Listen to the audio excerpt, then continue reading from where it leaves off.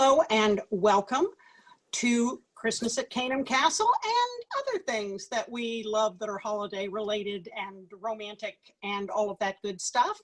I'm your host, Gail Z Martin, and we've got great authors here today to talk about the collection and what we love about holiday romance. So I'm going to let everybody else introduce themselves. Nancy, how about you?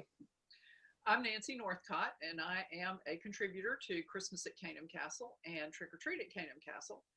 And I write historical fantasy for Falstaff Books with Jeanne, who's next to me on my screen. I don't know where she is on yours. I write the Outcast Station science fiction mystery series, and I also write several subgenres of romance, including romantic suspense, which is what I have at Caynham Castle. Jeanne. Oh, good. I get to go next. I write urban fantasy. I write paranormal romantic suspense, which is what I have in both Caynham Castle and Trick or Treat at Caynham Castle, Christmas and Halloween. I write, as Nancy said, the Outcast Station with her, and I write straight romantic suspense as well. Donna. Hi, I write historical romance, but I like to have humor in my historical romance. So you can't read anything of mine without laughing at some point. I wrote in Caynham, Christmas at Caynham Castle, and I also do a little paranormal. So that's me. And Anna. Hello from Cambridge in England. I write hockey-based romances for Entangled and for Harlequin, and I'm also indie published. And I've known most of these gals since 2006, when we were all in the Romance Bandits together. And it's great that we're all part of this anthology now. That's me. And Caren. I'm Caren Crane. I write women's fiction and contemporary romance. And I have stories in the Christmas at Caynham Castle and Trick or Treat at Caynham Castle anthologies. And yes, I was hooked in by the Romance Bandits as well. I'm Gail Z Martin, and I write epic fantasy, urban fantasy, steampunk, and more. But as Morgan Bryce, I write urban fantasy, male paranormal romance. And in Christmas at Caynham Castle, I've got a couple from my Deadly Curiosities series visiting, and in Trick or Treat from Caynham Castle, I'm writing as Morgan Bryce with another couple from one of my other series visiting. So it's kind of fun to switch it up and move it around.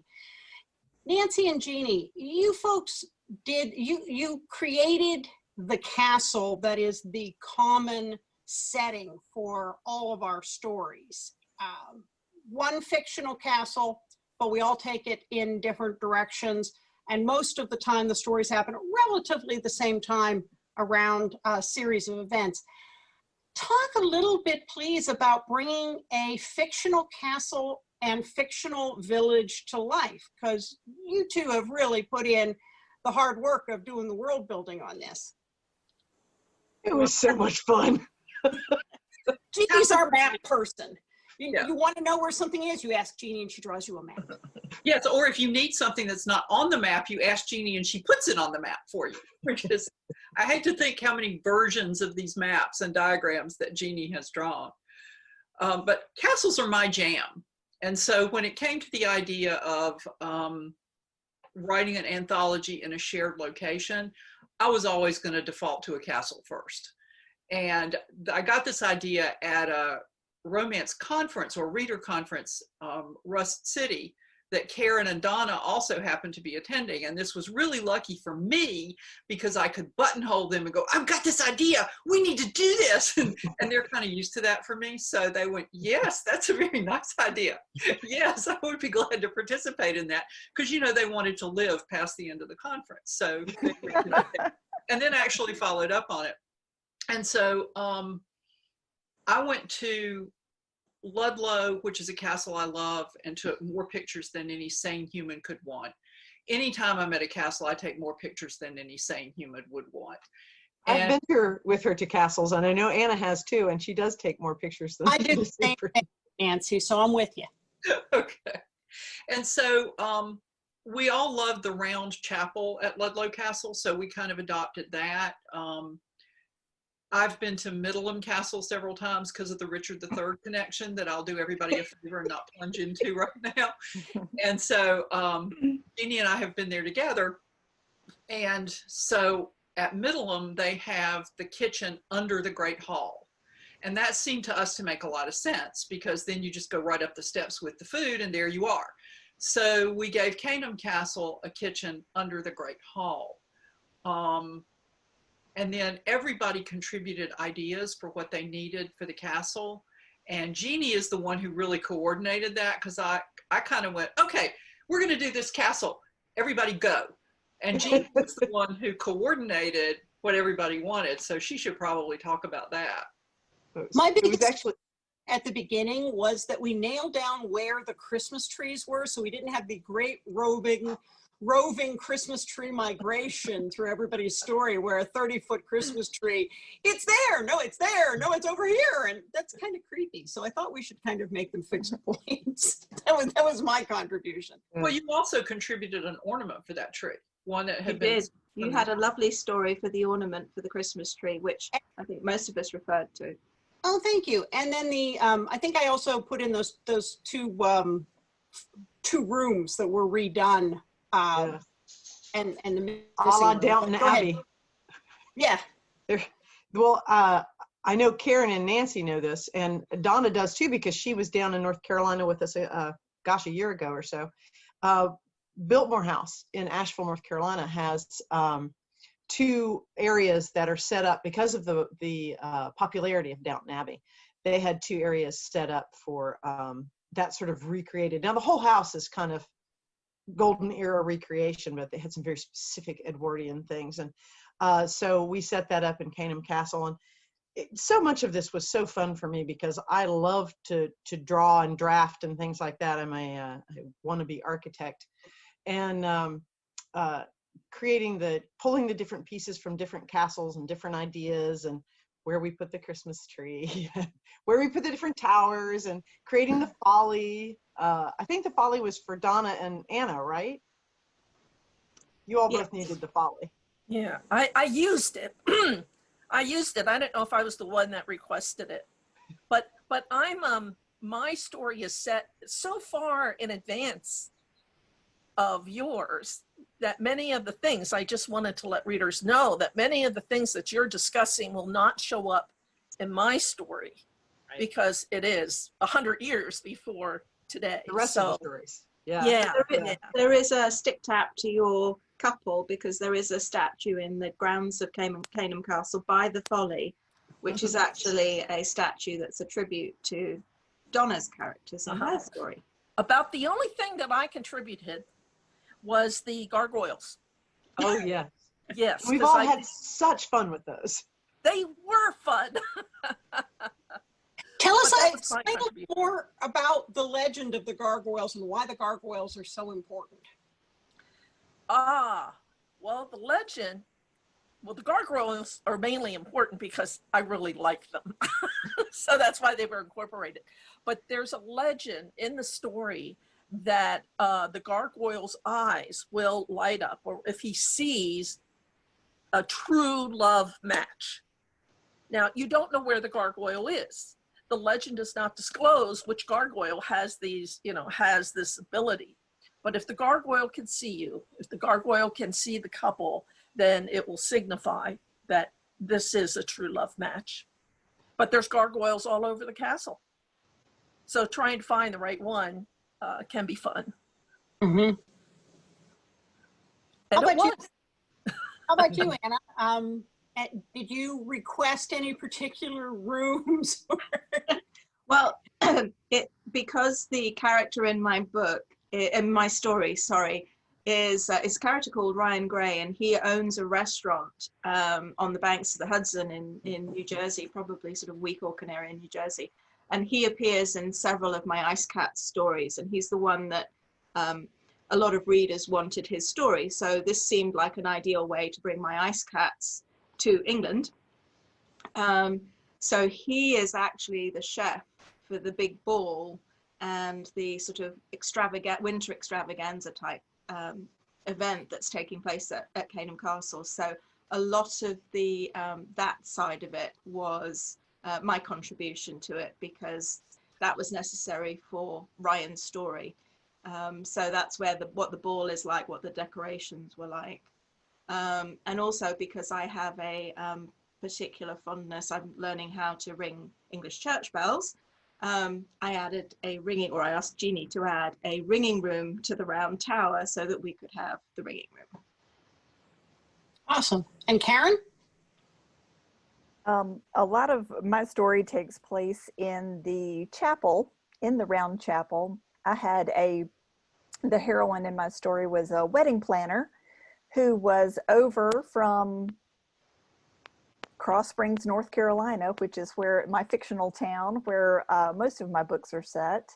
And she was there because there was an English family who the mother of this family was from Caynham, the Caynham area. And so her daughter was getting married. They were having this huge wedding, and it was taking place in the chapel. So I do use the chapel. I use Anna's ringing room in a couple of scenes. So that was a lot of fun. It was a lot of fun to use that. And yes, I did need to know where the Christmas trees were. So thank you, Gail. Just a crazy person who kept going, but where are the Christmas trees? Oh, nice, but where are the trees? And I did also use the gargoyles. So yes, I think we all probably used the gargoyles. Yeah. I think two of the rooms that I had requested, and in my mind, for illustrative purposes only, I kind of based them on a couple of the sitting rooms at Biltmore, which I've been obsessed with and have gone to many, many times. But there was kind of a sitting room, a men's room and a women's room, because they separated people back in Victorian times, that had been recreated by the castle with period furniture and authentic antiques.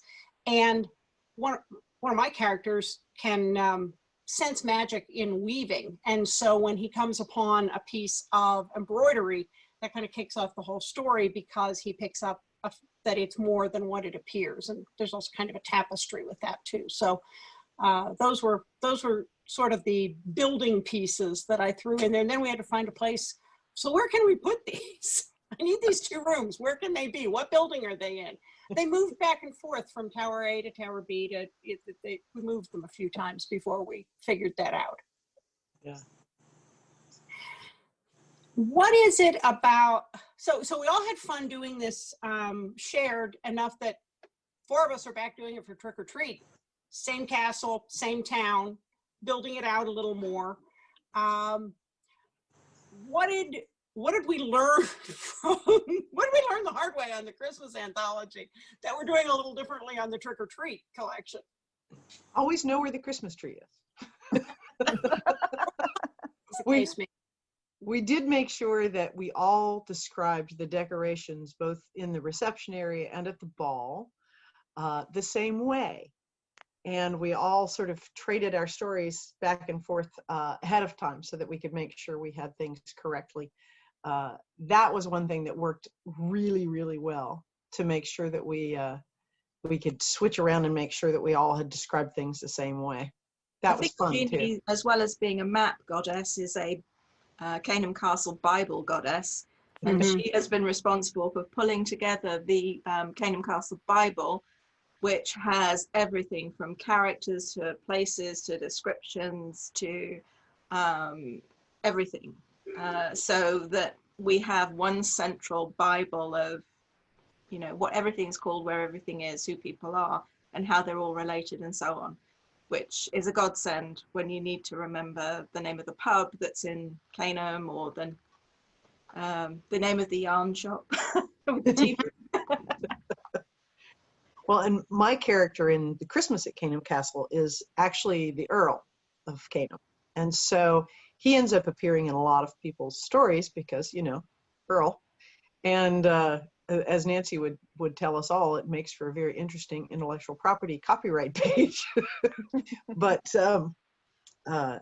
because he was the one sort of leading the charge at Christmas, he does appear again in everybody's Halloween stories too. So that was kind of fun to revisit that. And my story in both Christmas at Caynham Castle and Trick or Treat at Caynham Castle are both ghost stories. Yeah, mine's definitely a ghost story in Christmas at Caynham Castle. And Trick or Treat, it ends up being, chasing a long lost Knights Templar fortune. Although it's got a ghost in it too, come to think of it. Yes. So what, we've got these holiday romance stories, and all it takes is turning on TV to find the Hallmark Channel, which just announced its whole lineup for the season. Why do we love holiday romance stories so much? Because apparently it's not just us. What is it about the holiday stories that really make us want to fall in love or believe somebody is? I think it's the magic. I think it's that, particularly with Christmas, everyone has this memory of being a child and how magical Christmas was as a child. And I think we all are trying with watching movies and reading holiday romances and, just consuming all of these Christmas stories. We're trying to recapture maybe a little bit of that Christmas magic, and we want to. We crave it, especially these days. But I think the other we thing, need an escape. I think the other thing that's I have a series of short stories, Ice Cat short stories, that are all set at various different holidays.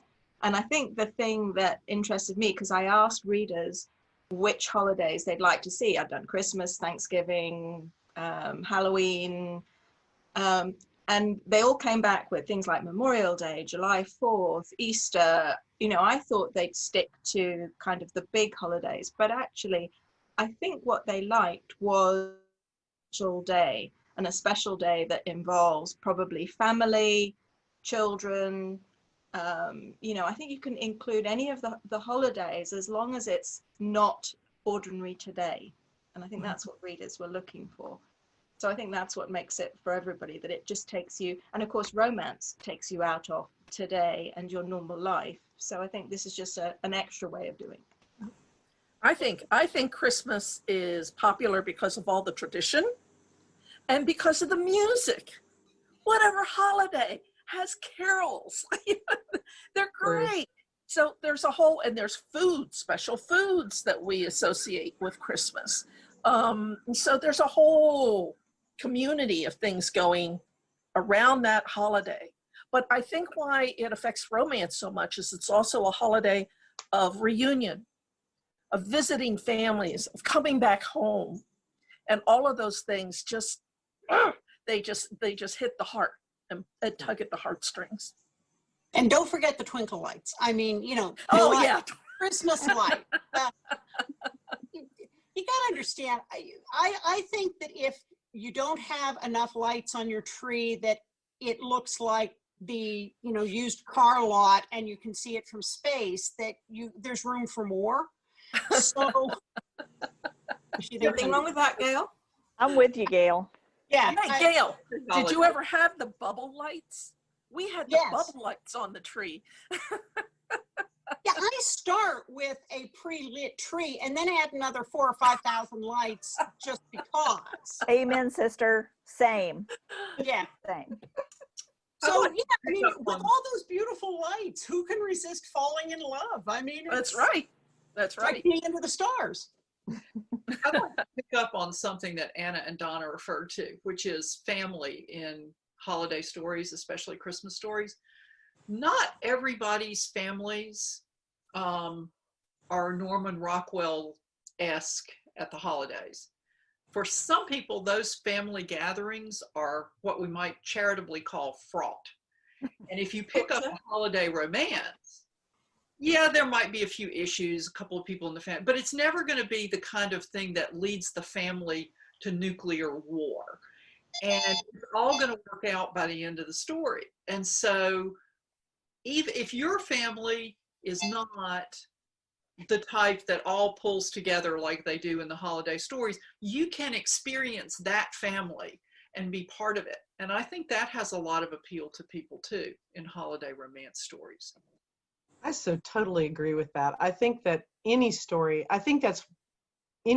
has that capacity, but especially holiday stories, to help you find a space for what it should be and what you'd like it to be, and step into that space even for a little while. And if your family is one of those ones that fraught, I like that word, you can say, I'm just going to go read for a little bit and go, wow, this would be nice.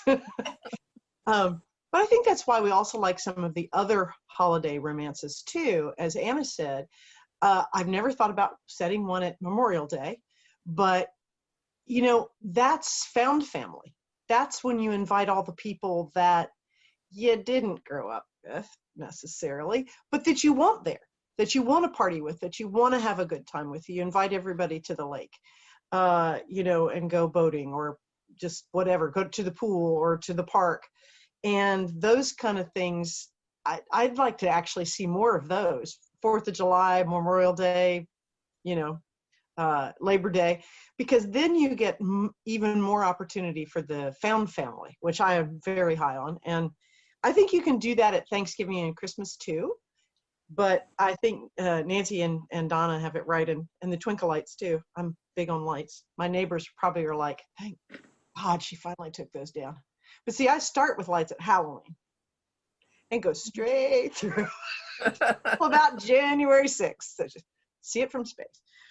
The other thing that you get with some of the holidays, especially the holidays where you traditionally go home, is it provides a lot of insight into the characters that you don't get in their day-to-day. So in Lucky Town, which is the Christmas installment of my Badlands series, Simon and Vic go home to Vic's huge Catholic Italian family in Pittsburgh, who are all cops. And Simon gets to see Vic with his brothers and his cousins and this massive family, because Simon doesn't come from that kind of family or that close of a family. And then when trouble strikes, everybody's got their back. And that's an insight you wouldn't have gotten just in seeing them go about their normal business, because the family is 600 miles away. So I think that's another thing that we get with some of the holiday ones, especially if you're writing about an ongoing established couple. It's kind of getting to see them in a different light, which is kind of nice and a lot of fun to write. Well, I think it was I think it was one of Nancy's. It was either The Christmas Guy or one of the others, where the heroine sees him a certain way, you know, competent, strong, and then they go home to the family, or she's the next door neighbor, I think, and sees him as the younger brother, a whole different perspective. And I may be mixing up both of your stories. I can't remember, Nancy, but I always thought that was cool too, as you see this. And I thought that was great in Lucky Town, because you sort of see him as this competent person, you know, and then suddenly he's somebody's younger brother, you know, his kid brother, and they've got him in a headlock and giving him a noogie, you know. It's like, Because, oh yeah, competent cop. yeah, he's an older brother and a cop. Of course he's going to do that. I was going to say that I like fish out of water tropes. I use a lot of them in my stories, no matter where they're set. But at Christmas time, it makes it very easy, because not only can the outsider come into a family and see the hero or other people in a different environment, but just adjusting to that different environment can lead to a lot of humor. Mm-hmm. And I like that, because we have all felt like a fish out of water at some point in time. We have all been embarrassed. We've all wondered what to do now, how to survive, what can we do? So I think that a lot of times readers can recognize themselves in the Christmas stories that we write and the different positions that we put the characters in. Well, and you know, the other thing about homecoming stories is there's always unresolved stuff that comes Ah, up. yes. And, you know, the traditional Hallmark movie is, you know, somebody comes home from the big city to the small town, realizes that they never should have broken up with their high school boyfriend, and they live happily ever after. That seems to happen a lot. And if you play Hallmark bingo, you're drunk now because you've got the cityscape scene, you've got the returning home, you've got the ex-boyfriend. Take a drink. Christmas Oh parade, man, I'd be let's so not forget. snockered. When I was at a convention, I heard one of the actors who had been in one of the Christmas movies talking about how incredibly unromantic filming those scenes are, because, you know, it's not really a kiss, it's a pose that sort of gets the lips close to each other, but it's, you know, and he was talking about how there's no romance whatsoever when you've got people moving your head and shoving you forward and like posing you like a mannequin, and now look romantic. So I thought that was, I can't watch those movies now without thinking about what he said. Fortunately, in books, you don't have that problem. What are your favorite holiday tropes? Since Donna brought up tropes, that's a good one. What are your favorite tropes? Well, I love that. I love the one of coming home, coming home and meeting up with either somebody that's also home, and you're both sort of home when you didn't expect to be home. I also like the coming home from the big city or from the small town to the big city. Either way it goes, I like both of those a lot. I love a second chance at romance. I really love those stories. And actually Nancy's story in Trick or Treat at Caynham Castle is a second chance at romance story. So I appreciated that a lot and had to let her know how much I loved that. But that is one of my favorites. I like found family. My stories tend to, in general, involve found family more than blood family.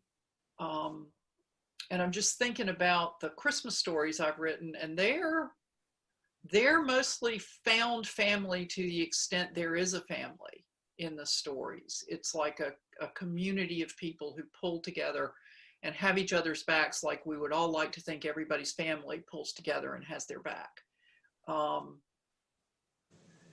And so I sort of like the thing that appeals to me about it, I'm not saying this very well, is the person who maybe doesn't fit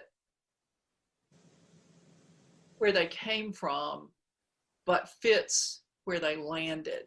Does that make sense? Yeah. I have a similar thing because obviously I write about hockey team. So you're talking about very much a found family, actually a purchased family if you look at it technically. But yeah, you're talking about a found family in that way. So a lot of the holiday stories that I've written have tended to be showing how the hockey team is the family that is behind the hero or heroine, which is kind of a nice way of describing how a lot of us are with our found families. They tend to be from interests or sports or connections or whatever, and I think that makes things really great. And my favorite trope is friends to lovers, because that was my trope. Now, I love friends to lovers too, and I also love found family. In the Christmas book in my Witchbane series, most of the book is, you know, fighting a monster, fighting a dark warlock. But the two people that come to help the main characters, Seth and Evan, one of them runs he's an ex-priest and an ex-ninja priest. It's a long story. But he now runs a halfway house in a downtrodden area of Pittsburgh.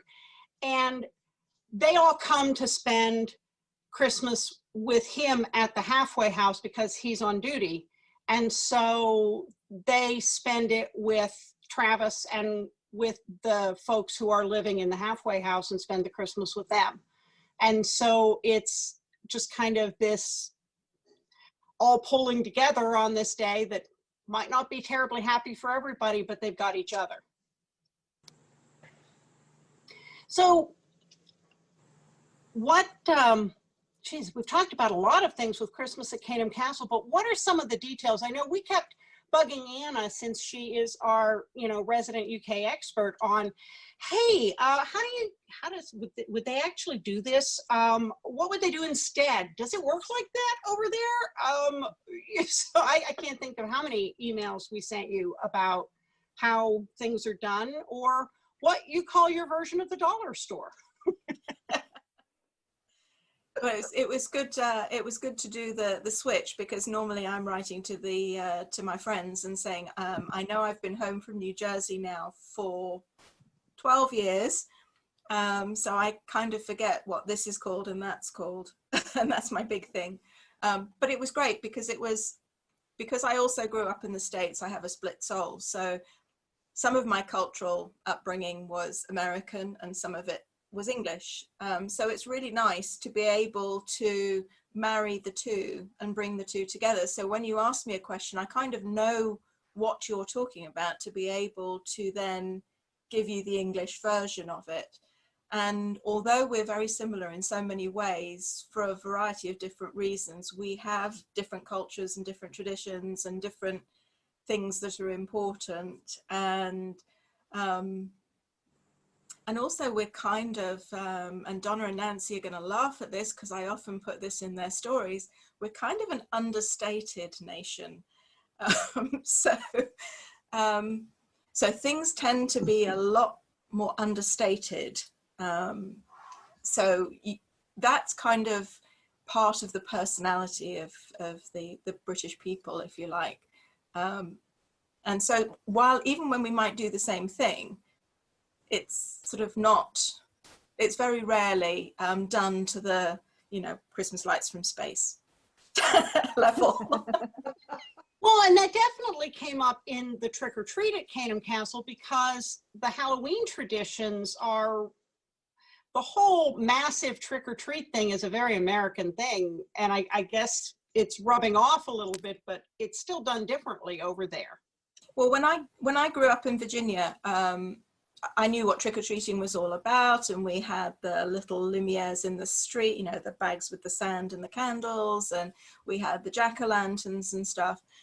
But in England, it wasn't a big deal. Our big thing was Guy Fawkes Night on the 5th of November, when we celebrate the fact that we caught Guy Fawkes trying to blow up the House of Parliament, and so we set off fireworks and have bonfires and burn the guy and all this sort of thing. But with our cultures being shared, with the internet, with television, with movies and so on, more and more has happened. So you will find in the stores here now that there are trick-or-treat costumes and Halloween items, and people do put, carved pumpkins and so on. The difference here is that because we are an understated nation, if you don't have anything Halloween outside your house, that means do not ring the doorbell. We don't do trick-or-treating or whatever. There isn't the whole everybody is, involved. It's you either take part or you don't take part. And if you don't, fair enough, So yeah, but it's getting bigger and bigger each year. Obviously, this year is slightly different, but in most years, you can, if you're at a train station, like in the centre of London, you will see all the people in the Halloween costumes going to Halloween parties and stuff. So we're rubbing off. Yay. Well, and at least in Trick or Treat at Caynham Castle, we all get to go to a Halloween party in the book, even if we don't get to do a Halloween party for real this year. So that's a blast too. But, of course, then in Christmas at Caynham Castle, we had the ball, which was a big to-do. Talk a little bit about how that ball came together, because there were a lot of moving pieces in that, from the decorations to the food, because one of the characters was a caterer and putting it on. So tell us how that came around. Well, Anna started it. It's her fault. Can you tell we've known each other for a few years? We started with the ball, and then we wanted to include other people's things. So for example, all the table decorations and all the greenery and so on were provided by Karen's hero. And then Ceresia, who's not with us, is she had an antiques shop in the story. So we used her antiques shop provided vintage table decorations. And obviously the Earl had to be involved because, you know, Earl. And we had a skating rink, which was in the moat of the castle. We had a sort of a made skating rink, which was kind of important for Nancy's characters. And that's how we sort of went on. We kind of tried to build and build so that everybody had a chance to incorporate what they wanted, but within the overall sort of. I had a frost fair in my store, and I think that carried over. You also had a frost fair. And Donna's Frost Fair then inspired the historical aspect of Donna's Frost Fair in her story, inspired the castle, the event coordinator to say, why don't we include a Frost Fair type idea? So yeah, we tried. Which I thought was great. And I just had a unique moment here. I have a serious weakness for frost fairs because people may not realize that when Old London Bridge impeded the flow of the Thames, when it got really, really, really cold, the river froze. Queen Elizabeth walked from Greenwich on the river at one point, and people would set up tents and roast oxen and give rides and have games, and you could get cards printed that says, printed on the frozen Thames this date with your name for a penny or two. And I just always thought that was wonderful. So when we started incorporating frost fairs, my little geeky heart went, yes! When they built the new bridge, the river flows better and the river doesn't freeze anymore, which is, you know, I guess overall good, but kind of disappointing. Yeah. Well, I think that was planned. I think there were measures made so that it won't freeze anymore. At least I read that somewhere. Yeah, totally logical, but not nearly as much fun. No. I agree. Yeah, I know. I bugged Anna about decorations because Jeannie and I are both big Halloween decorators, and as Anna's mentioned about things being a little more understated, maybe not, you know, plastic skeletons climbing the outside of buildings. As I saw a picture yesterday that looked horrifyingly interesting, but I've done that. Well, you don't know. You see that it's getting that way. I bet there will be one this year. When you're stuck at home, skeletons going up the wall probably will work. So we've talked a lot about Christmas at Caynham Castle and Trick or Treat at Caynham Castle, which are the two collections that we've done.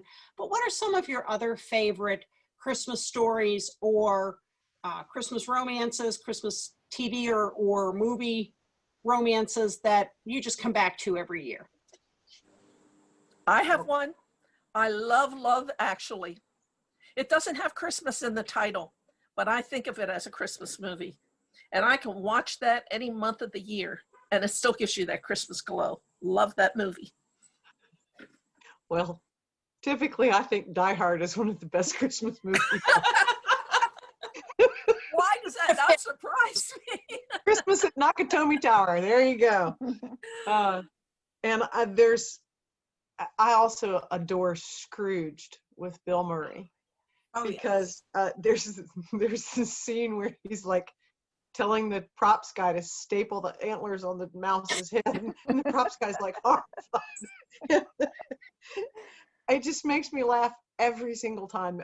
I love Bill Murray, and he just makes me laugh every single time. So yeah, that's one of my favorites. For the last few years, our favorite Christmas movie to watch while we're decorating the house and things like that has been Elf, which people love it or hate it. I love it. When we saw it in the theater when it first came out, I thought it was the funniest thing I had ever seen. I love Will Ferrell, and so for me, it's Elf these days. You know, it's funny. Nobody usually thinks of my two favorites as romance movies, but really there's a romance at the heart of both of them. I love Muppet Christmas Carol, just because watching Michael Caine play the role completely straight while he's surrounded by Muppets and walking, as it turns out, suspended on boards over the pits where the puppeteers had to be, and he never breaks a smile. I love that. But you know, at the heart of that is really the love between, and I blank on the main character's name, and his wife with the kids and Tiny Tim. Bob Cratchit. Bob Cratchit. Yeah, I mean, really, their family and their love story is kind of at the heart of that in terms of setting an example for Scrooge. And of course, Scrooge's past failed romance because he couldn't commit, but then his nephew with a happy marriage. So, you know, there actually is a romance component to that. And the other one is It's a Wonderful Life for the same reason. You know, it's really Jimmy Stewart's character there, and that love that transcends everything. And then the love of the community for him, for all he's done. So those two are kind of they're not exactly Hallmark romances, but I think they'll count. I love It's a Wonderful Life. I mean, that's my kind of default holiday movie. But my favorite holiday movie, which is not a romance at all, is the original cartoon version of How the Grinch Stole Christmas. I just don't think anything beats it for pure Christmas spirit entertainment. Even It's a Wonderful Life, because they're kind of in different categories. One's a cartoon and it's shorter and has a much more, shall we say, obvious lesson in it. But it doesn't beat you over the head with the lesson. And then the book that I love, the Christmas story I love, is O. Henry's Gift of the Magi. Mm-hmm. And when our son was small, somebody came out with a beautiful picture book of that story. Get the same one. Yeah. And it's just, that's my favorite general Christmas story. My favorite children's story that I can still probably quote every word to is Bear Wakes Up for Christmas. It's a very recent, beautifully illustrated thing about the bears hibernating and all the other animals. He wakes up to say Merry Christmas to them. And I have a little section on my bookshelves, you know, the favorite books that the comfort reads, you know. I don't know if any of y'all know Joan Overfield. She wrote in the 90s and early 2000s, and then she stopped writing. I'm not sure why. But she wrote a book called The Christmas Affair. And this thing is so well thumbed. And if I'm like feeling really blue, even if it's July, I will go pick this book up and read it. And a couple by Joe Beverly that I still have in that little Christmas section in the bookshelf, because they're just so good and they're so hopeful. Well, my Christmas movies are very traditional, I'm afraid. I always decorate the Christmas tree to White Christmas, because I mean, that is just everything about Christmas. I love it. I love the lines. I love the music. And I also love Miracle on 34th Street for the same reason, because it's just the original black and white one. Because it's just full of all the wonderful feelings of Christmas. But my overall favorite of all is Christmas in Connecticut. I absolutely love Christmas in Connecticut. It is wonderful. Just my favorite. Everything from the Hungarian character, who's obviously more famous from being in Casablanca, but you know, just all the characters are so lovely. And one of these days I will write a Christmas romance which is inspired by Christmas in Connecticut. But going on to, you have your little Christmas favorite. Mine is Debbie Maycomber wrote a series of stories featuring the angels Shirley, Goodness and Mercy. And if you ever want a feel-good, lovely story at Christmas, any of the Christmas angel stories featuring these mischievous angels that everything always goes wrong and Gabriel is always shaking his head at them. They're really worth a read. They're lovely. I'd also like to plug Grace Burrows writes wonderful Christmas historical romances. and they're full of emotion, and at the same time, they kind of capture the holiday spirit, whether it's the reunion of her big family, whose name I'm naturally blanking on now that I need it, or whether it's somebody alone at Christmas who ends up not being so alone. But every Christmas, I read Grace's Christmas romances because there's a huge payoff, and they're so beautifully done. And also the covers are gorgeous, which doesn't hurt either, but it's the story. There's a multi-author collection that also riffs off the idea of a Christmas angel, only it's a tree topper or a somewhat larger statue it shows up in somebody's life when they really need it.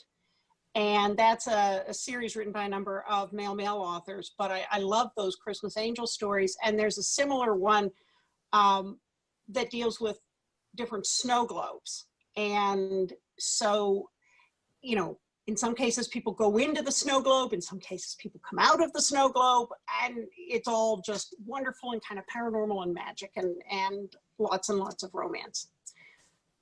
Well, folks, we have, you know, the hour has gone really, really fast. So thank you all very much for being here. But before we go, let's tell everybody where they can find you online. So Nancy, kick us off. You can find information about me and about my books at nancynorthcott.com.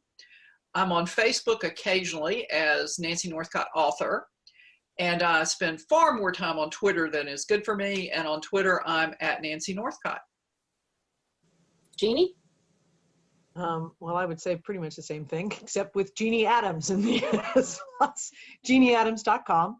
I'm on Twitter more than I am on anything else. I'm also on Instagram and Pinterest, and you can find me on all major digital platforms.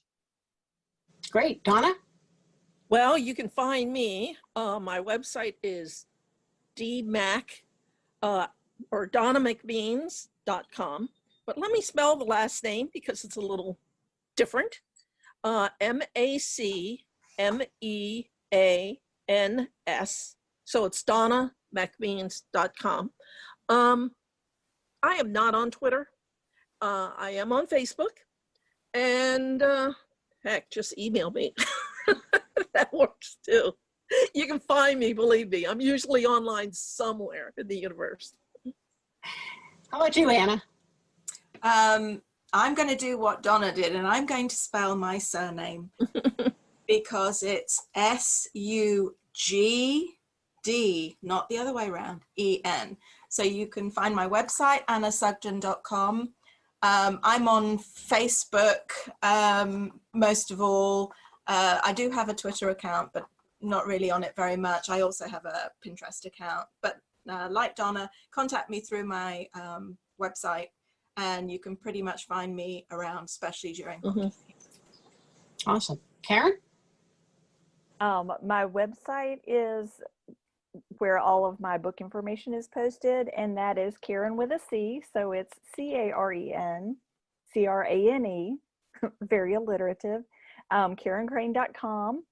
And I am often on Facebook, and my author page there is Caren Crane Author. And I'm online as Gail Z Martin for my non-romance stuff, and Morgan Bryce for my male romance. For Gail Z Martin, make sure you get the Z because it's a common name, and that way you get the right Gail. And then for Morgan Bryce, the last name is B-R-I-C-E. I'm on Facebook, Pinterest, Twitter, Instagram, you name it, I'm out there. So pretty easy to find. Well, thank you all very much for being here today. Of course, we've been talking about Christmas at Caynham Castle and Trick or Treat at Caynham Castle, as well as a lot of other holiday favorites. And thank you for watching and listening.